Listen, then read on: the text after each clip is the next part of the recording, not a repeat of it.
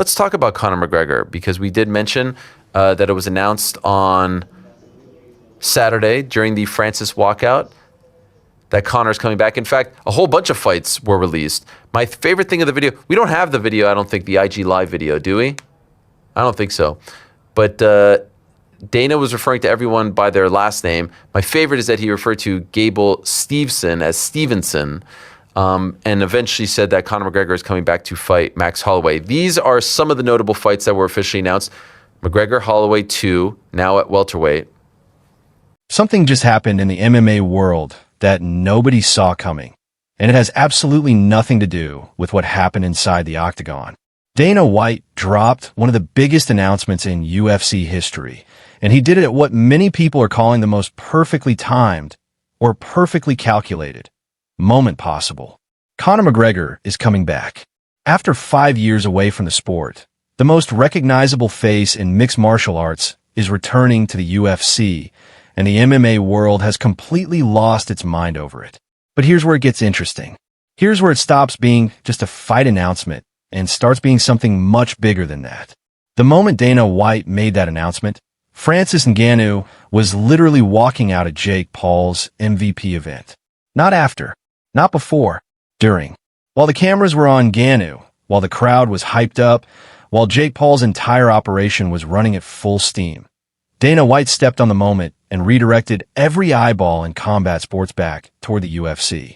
Whether that was intentional or not depends entirely on who you ask. Jake Paul had something to say about it almost immediately. And look, Jake Paul never misses an opportunity to talk, but this time you could actually hear something different in his words. He wasn't doing his usual promotional trash talk. He was genuinely irritated. He called out Dana White directly, said the timing showed how pressed the UFC really is, called them insecure, said they were piggybacking off his event to stay relevant. Those are strong words. Those are words that come from a place of real frustration, not just content creation. And the combat sports internet went absolutely sideways, trying to figure out whether Paul had a point. Think about what Jake Paul has actually built. MVP is a legitimate promotion now. It pulls real numbers. It signs real fighters. Francis Ngannou, a man who was once the UFC heavyweight champion of the world, was headlining that card. That is not a small thing. That is not a YouTube boxing circus anymore. That is a competing entity in the combat sports space, and Dana White knows it. So when the Conor McGregor announcement drops at that exact moment, the question everyone started asking was simple. Did Dana White do that on purpose? White addressed it directly at an Aiden Ross boxing and MMA event in Las Vegas over the weekend. And he didn't hold back. He made it very clear he had his own UFC fight night running that same evening. He said that anyone who thinks he was sitting around watching what was happening at MVP is out of their mind. He said they announced it the second it was finalized, right in the middle of their own event. No games, no strategy, just timing. Now, you can believe that or you cannot believe that. Both positions are reasonable depending on how you view Dana White as a businessman. Because Dana White has never, not once in his career, been the kind of person who lets a competitor have a spotlight moment without finding a way to respond. That's not a criticism. That's just who he is. That's actually a huge part of why the UFC became what it became. But let's set the timing debate aside for a second, because the real story here is Conor McGregor fighting again.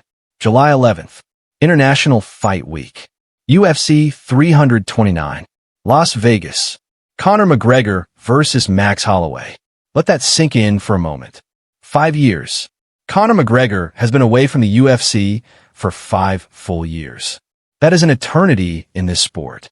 Fighters rise and fall in 5 years.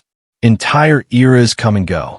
The landscape of the UFC looks completely different from when McGregor last competed, and yet his name still generates more conversation than almost anyone actively fighting right now. That alone tells you something about what he means to the sport, and the opponent could not be more perfect. Max Holloway, a man who has done nothing but cement his legacy as one of the greatest fighters to ever step into the octagon. Since the last time these two met, over 13 years ago, Holloway has had one of the most remarkable careers in UFC history. He has been knocked down. He has come back. He has won titles. He has defended titles. He has lost and bounced back in ways that made even his critics respect him. Max Holloway is not a hand-picked opponent. Max Holloway is the kind of fight that either validates your return or exposes every single year you've been away. That is exactly why this matchup matters beyond the spectacle of it. When Conor came back against Dustin Poirier, there was a version of the narrative where the rust was the story, where people wondered whether the time away had taken something from him. That fight answered some of those questions, and not in Conor's favor. The return against Poirier didn't go the way anyone in the McGregor camp had hoped, and then the leg injury happened, and everything went quiet for a long time. Now he's back, and the question isn't just whether Conor can still compete at the highest level. The question is whether Conor can compete at the highest level against someone who has spent those same 5 years becoming arguably better than he's ever been. Ilia Topuria has already made his feelings known about this fight. He's made a wild prediction about how this plays out. And Topuria is not someone who says things without conviction.